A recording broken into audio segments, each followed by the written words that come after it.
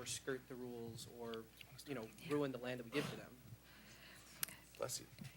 So the situation with the pollution in Gem Lake with Water Gremlin, we've seen similar things with Northern Metals in Minneapolis, 3M, and part of the reason the 3M settlement was so large is because that company has a lot of money, and so I do think that is part of the framework. I'm in favor, when it's appropriate, when we have things that we talk about this all the time in the Environment Committee. Pollution is expensive to clean up. It would be much better if we just didn't pollute in the first place.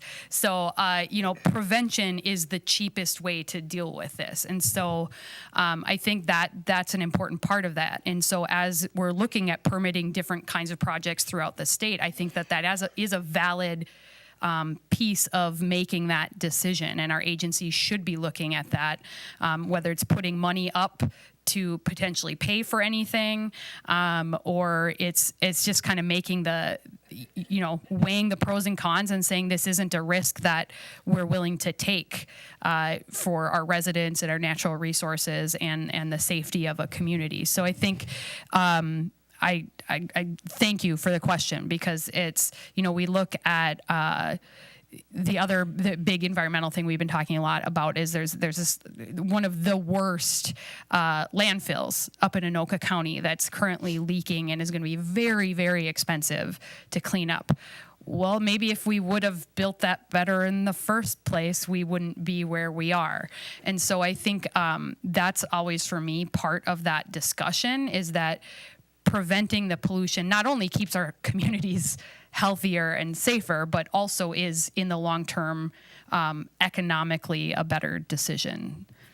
And I have a bill in my drawer right now to outlaw copper nickel mining outside of PolyMet for the next 20 years, to learn and watch what happens with PolyMet, assuming that there's a lawsuit on that goes through, and understanding if there is ways to do what we're talking about.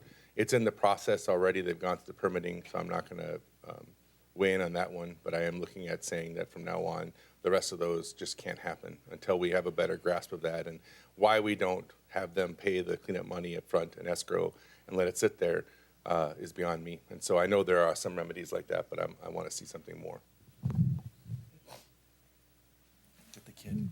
Well, she's been waiting in the back right a there. long time. There we go. She's And she's harder to get to.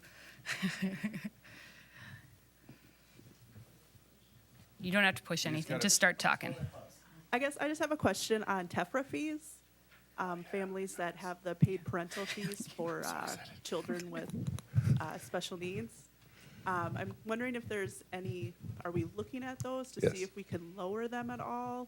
I actually have a bill that gets rid of them. He's really excited that you I'm asked this super question. excited to tell you about this That's question. super exciting. Yes. I'm like, pick me, All pick right, me. well then I guess if that bill doesn't get passed, my understanding is also that the fees that we do pay go into the general fund, and they don't support the TEFRA program. TEFRA, you want to explain what or you can explain TEFRA fees, what they are, so people know what we're talking about. So TEFRA fees are, if you have a child or anyone with a disability, you can apply for, I believe it's MinCare. Yep. And based on your income, you pay a certain dollar amount for that individual with the disabilities to be covered under MinCare. Right. In my family's case, I know my daughter is 12. She's never not had her disability. She actually has only had TEFRA coverage for 3 years because our son is 4, and it wasn't until we added a third child Yeah. to our dependents that the TEFRA fees would actually cost less than our maximum out-of-pocket cost through my Yes. private insurance. Yes. And then this year, my husband got a promotion last year, so this year our TEFRA fees are actually, my maximum out-of-pocket cost is X. Our TEFRA fees are X minus $20. So yeah. This is a great example, going back to the earlier question, of where we have these tiny little fees and pots of money going into the general fund. And the best part is it goes in the general fund. It doesn't even go into HHS. It's just a drop of money into the general fund. And to each family, it's life-changingly bad. But how much it is in the scope of our state is less than a drop in the bucket. And so we can really improve the lives of a lot of middle-class families.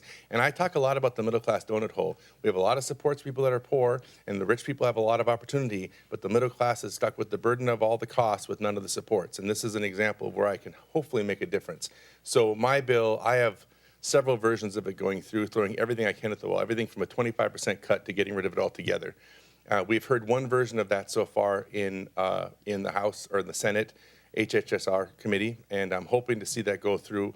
I did not notice if the governor managed that in his budget or not, but I will be having dinner with him shortly, and when I do, that is on my talk list with him, that he doesn't get to leave until he understands the importance of that, and I can be persuasive, even to somebody as big and tough as he is. So that's my goal, because this Tefra-free is ridiculous. It was a classic example of where we put something up like, well, they should have skin in the game, which is what we always hear, so they go do that. But then when you look at how it actually comes out, like the idea of having skin in the game is a decent concept. What actually happened is not what's going on. It's actually your arm and part of your leg in the game. And it's ridiculous for what it provides for the family. And by giving you that support, you can be free to go work, husband can be free to go work, whatever you want to do. It's just such an important thing that again gets back to this value of what kind of happiness do I get to pursue and what's my responsibility to help others around me, right? And this is just such a great place for us to make a small difference. And I'm trying to find those places. If I can't do big changes, I'm going to just eat them one paper cut at a time until we fix it.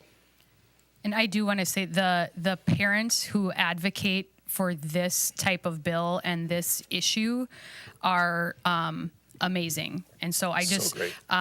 these are, and for the most part, moms who are so dedicated. They are essentially citizen lobby. You know, they spend so much time and effort making sure that we understand how important this is. And so that is actually an example of where someone who's really powered by their heart and what's important can be more powerful than the paid lobbyists. And so I would not be as well versed in this issue if I didn't have a mom who was always coming to talk to me about it and how important it is for her kid and her family. So I do want to point that out and thank, you and other parents who really are fighting for their kids and their families. And there's, it's incredibly important that you have access to talk to us and lobby for those things because it does matter and it makes a difference. So thank you. All right, here it comes. No, we're behind you here. We got a little guy here, and then you. I live on Centerville Road near the Venice Heights Elementary School, and when I want to cross the street, it's a big problem because it's a busy road and no one ever goes the speed limit. Yeah. So What's the road again? Yeah, Centerville. right. I can attest to that. Yeah.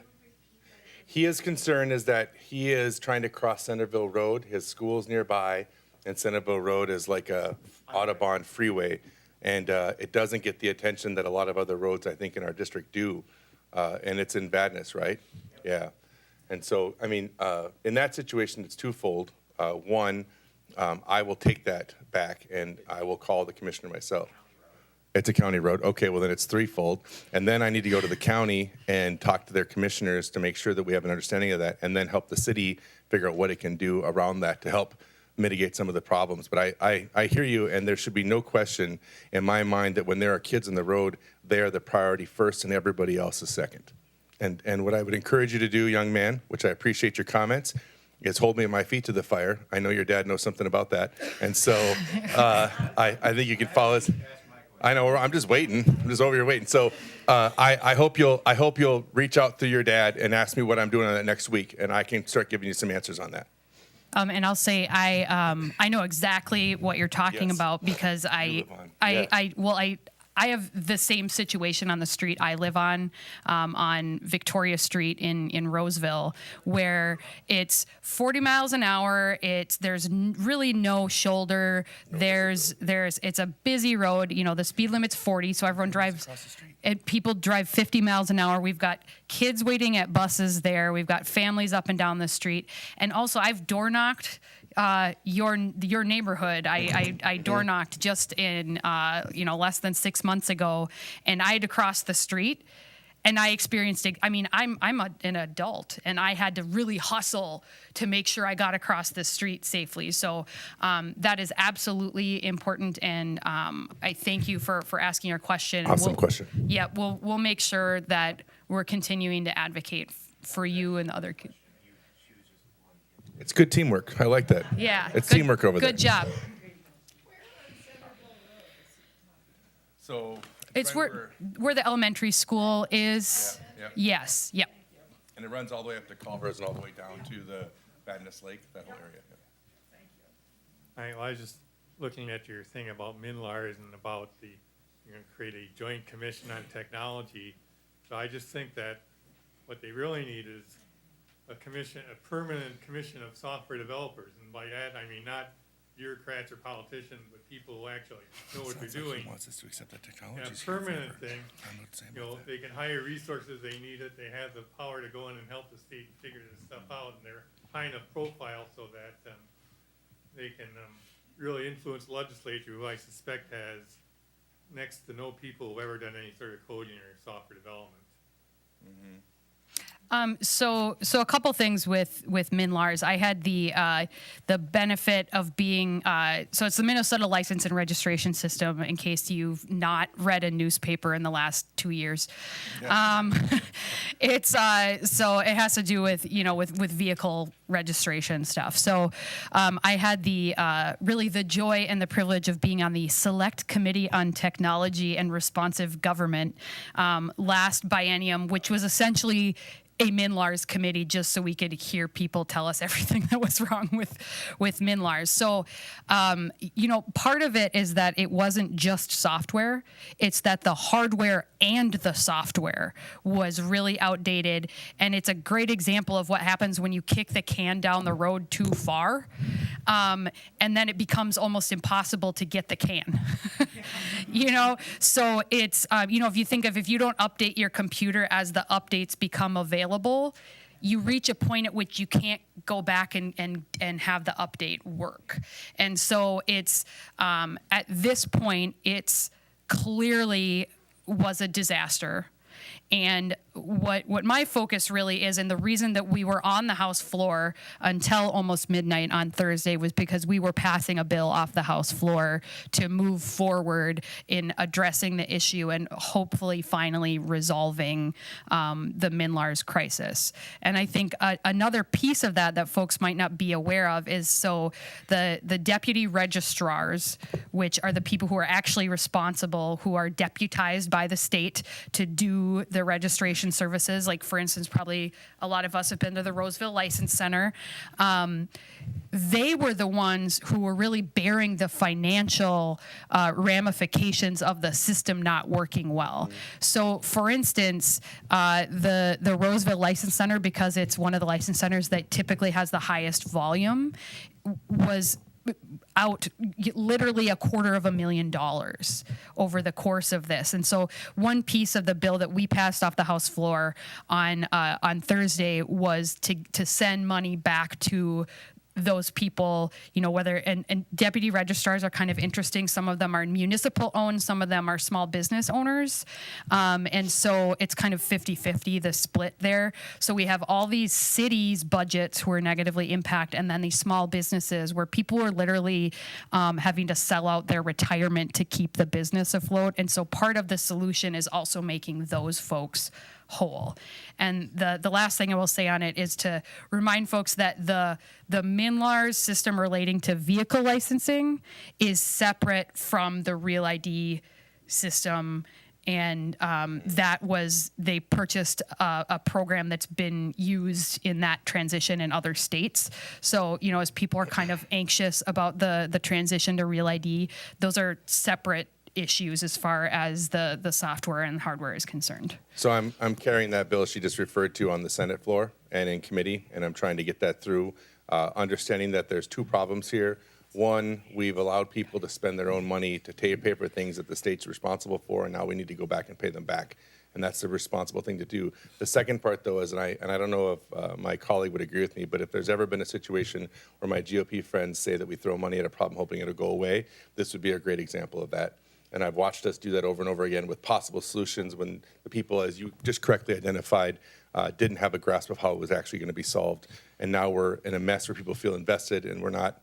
It doesn't seem like there's a clear consensus on how that should be fixed. At the same time, we all recognize that we need some system to manage that, right? So I'm hopeful, and I think your statement about having some sort of committee on technology that manages that would be nice, because it might force my colleagues in the Senate to accept the technology is probably not going away. Yeah, and that's right. An emphasis on technologists actually telling the legislature, this is gonna work, this isn't gonna work, and helping the state keep up, because a little bit of money spent now will save them a lot of money later. You can look how much you're spending on MinLars now. Well, I mean, we have such a fabulous track record with websites, so.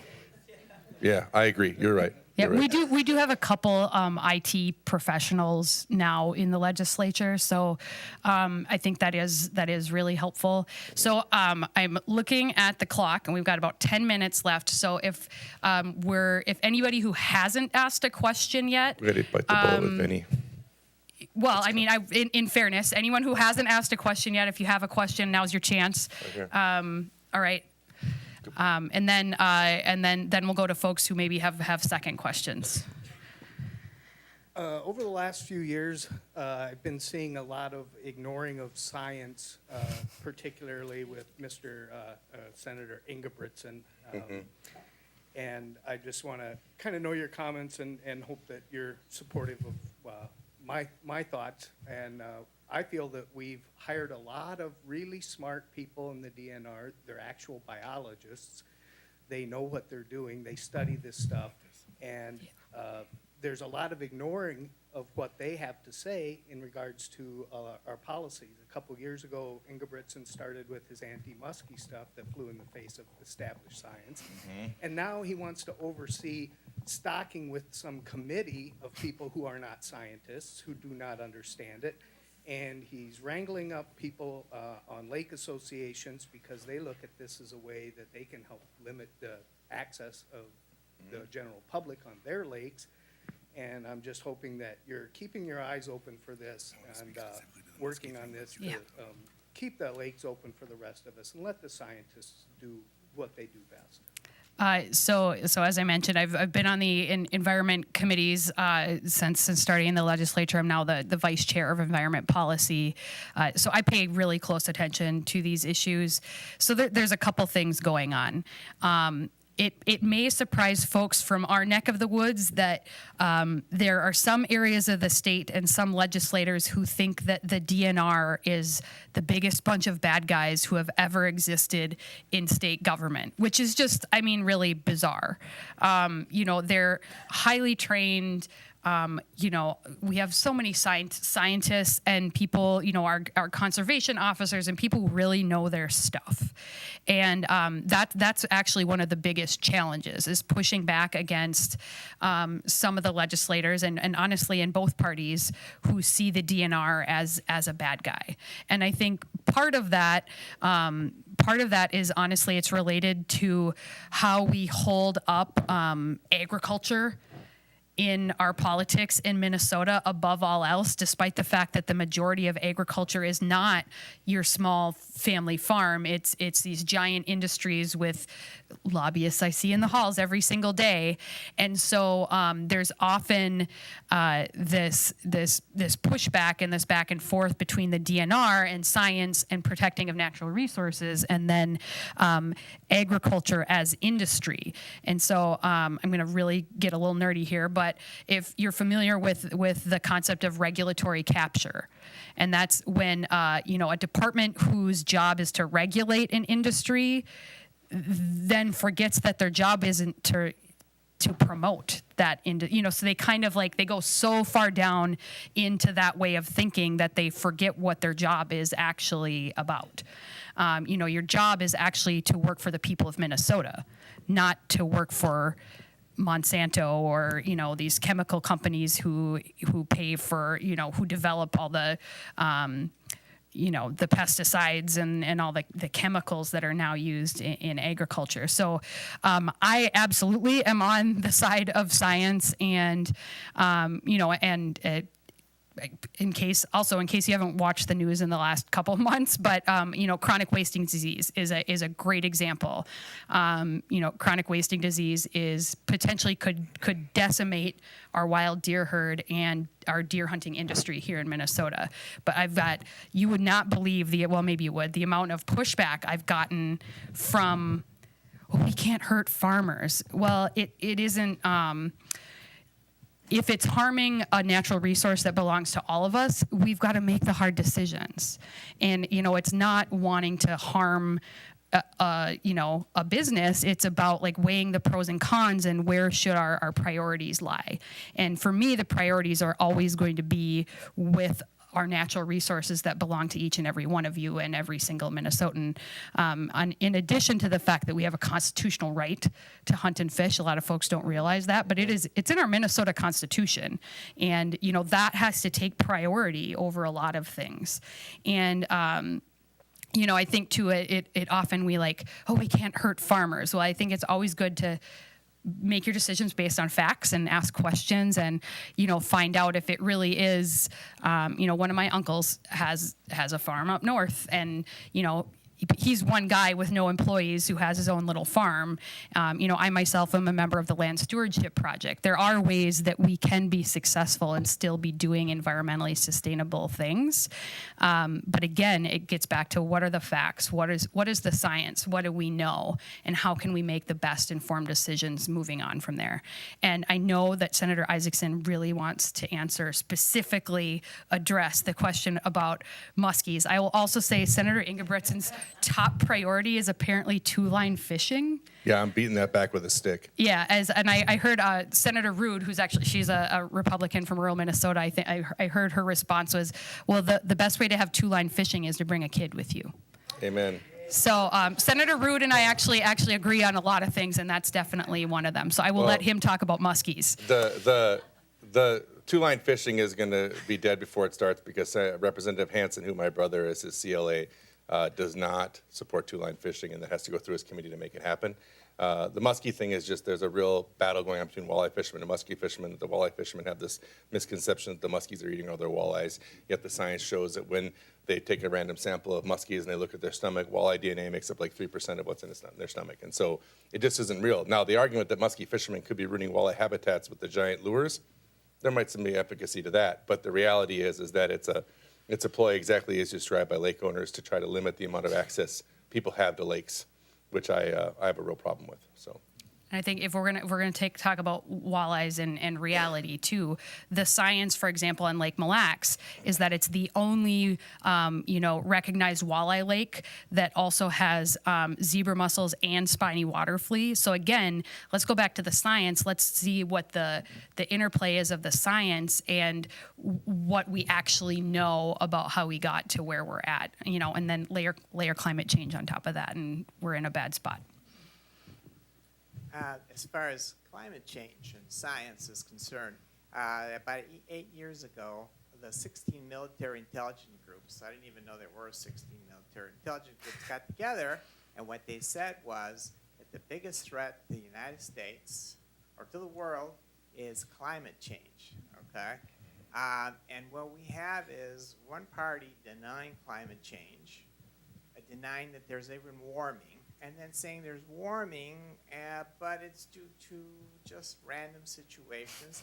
To Jeff Johnson, when he was running for governor, this past year, saying, yes, there is climate change, it's due to fossil fuels burning, but we can't do anything about it, So what's going on in the legislature? Are the Republicans starting to switch a little bit?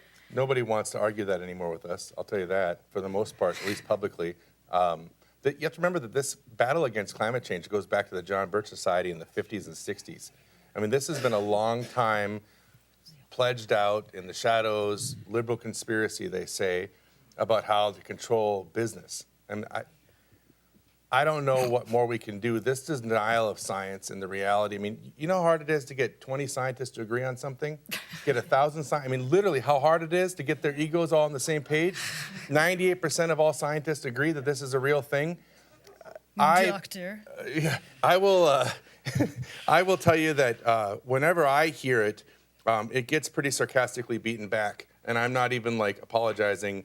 It's just insane. It's insanity to think this is going on. It's a politically motivated argument. If you want to get in the argument about whether or not human beings cause it or not, I guess you can get into more of a thoughtful argument about that. But the results of what is actually causing the climate change and who is actually creating the CO2 is, I mean, pretty unrefutable. And so the fact that we're having this discussion is kind of scary, that we have to have this fight, that there are people in power that do that. Know that when we're up there, we give no quarter to people that are going to be in denial of science. I do the same thing with anti-vaxxers. I just don't buy into that whole anti-science thing, and so it's a real problem. And I know that you're seeing it change. I mean, my Republican friends that know better, that are maybe not to the far right, all say, yeah, I know you're right. I'm not going to argue about that anymore. And that's what they do. And so we don't really have that problem like that anymore. I think you're just seeing it.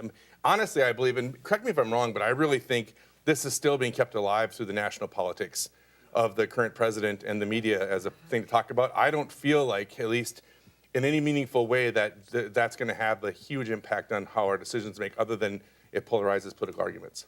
I mean, I think we have moved to the point where instead of arguing about it, then the argument becomes, then the line has moved from, oh, well, we don't even know if that's real, to, well, what can we do about it? Whatever.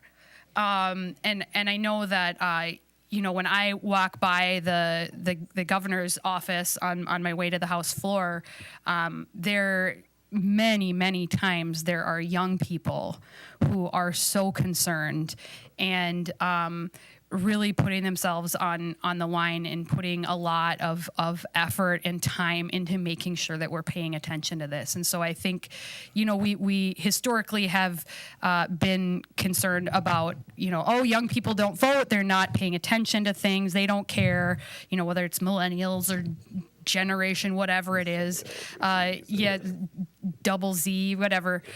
They shouldn't have started with X. I know, right? Yeah. Should have. That makes sense. To see young people meaningfully engaged and honestly could go toe-to-toe arguing with any of us and advocating for this, I think we need to pay attention to that, because that's the future, and whether you're motivated because it's the right thing to do or you're motivated because those are the future voters, either way, we should be doing all that we can to address it as soon as possible. And on the House side, we do have, for the first time ever, we have climate change is in, climate is in the name of one of our committees, and Representative Jean Wagenius, Chair Wagenius, is leading that. If you haven't watched that, there are they did some great informational hearings about climate change, the impacts on our forests, all those things, our water, and Jean Wagenius is one of the absolute smartest people in our entire legislature, and so I am so happy that she's able to lead on this issue. I think we're actually out of time now. We're past our time allotment, so I just want to say a couple things about maybe just this session. It's going to be a kind of a crazy finish. I think despite the best intentions of what has been, and I want to be very clear about this, one of the best signs of leadership that I've seen in our speaker has done so much beyond my expectations in terms of the way she's led, the grace she's had, the approach she's had to bills. I have to say that I've just been so pleased, and it's been such a wonderful, refreshing approach that, and despite her really great intentions, I think the Senate is going to try to make a lot of last-minute decisions. And I would encourage you, I say this every time, and I'm not kidding, reach out to us. Literally, I have 3 kids at home, 5 and under. I will do anything to leave the house. And so if you will call me, I will have coffee with you. I'll pick you up if your car doesn't work. I say that jokingly mostly, but the reality is that we just don't get the reach out in the suburbs like a lot of our colleagues in rural and urban Minnesota do. And I really want to hear from you, because that every time I talk to somebody, I think maybe they're just calling me.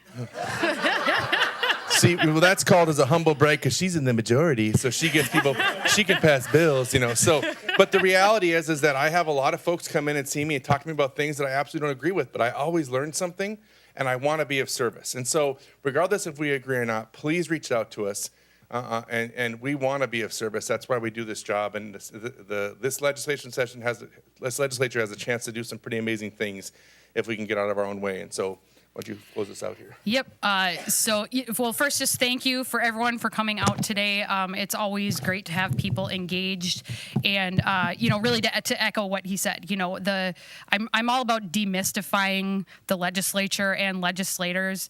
We're pretty normal people who just happen to have who just happen to have a really unique job. But part of that job is to engage with all of you. And I always remind people, too, the Capitol, the State Office Building, the Senate Office Building, those buildings are public buildings. They belong to each and every one of you. They don't just belong to lobbyists. They don't just belong to the folks who technically work there. Those buildings belong to all of you. So please, I know some of you have already made yourselves comfortable because I see you there on a regular basis, but I would encourage others to, get in the habit, get in the practice, make yourselves comfortable there, because having actual people there who aren't paid to be there is one of the most powerful things you can do. So And if you show up in my spot and I've got a lobbyist I'm meeting with, I bump them for you same. every time, no matter Absolutely. what. Yep. So Yep. Please show up. Yep, absolutely. Although our legislative assistants would prefer that you call or email ahead of time. No. No, because we often have 25 meetings in one day. So so reach out to us. We want to be accessible to all of you. Thank you so much for coming this Thank morning. you so much, folks.